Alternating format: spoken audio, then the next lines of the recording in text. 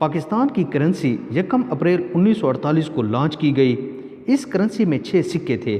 ان سکوں میں 1 روپے کا سکہ، 58، 54، 52، اگنی، ادنا اور 1 پیسے کا سکہ شامل تھا۔ پیسے کے سکے کو پائی کہا جاتا تھا۔ اس زمانے میں 1 روپیہ 16 آنے اور 64 پیسوں کے برابر ہوتا تھا۔ یہ سکے 1 جنوری 1961 تک چلتے رہے۔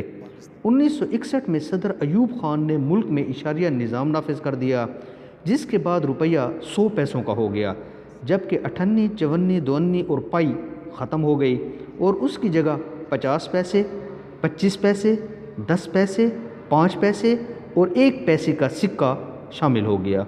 یہ سکے جنرل ضیاء الحق کے دور تک چلتے رہے، لیکن بعد ازاں یہ بھی آہستہ آہستہ ختم ہوتے چلے گئے، یہاں تک کہ آج سب سے چھوٹا 1 روپے کا سکہ ہے، اور ہم نے پچھلے 35-40 سالوں سے 1 پیسے، 5 پیسے، 10 پیسے اور 25 پیسے کا کوئی سکہ نہیں دیکھا۔ کیوں؟ کیونکہ اسٹیٹ بینک یہ سکے جاری ہی نہیں کر رہا۔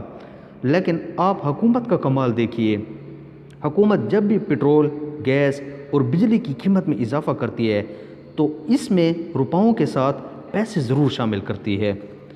ہماری سرکاری مشینری 35-40 برس سے چند خفیہ کمپنیوں کو یہ اربوں روپے کا فائدہ پہنچا رہی ہے، اور حکومت کو معلوم تک نہیں۔ اگر ہم اس سوال کا جواب تلاش کریں، یہ تو پاکستان کی تاریخ کا بہت بڑا فراڈ ثابت ہوگا۔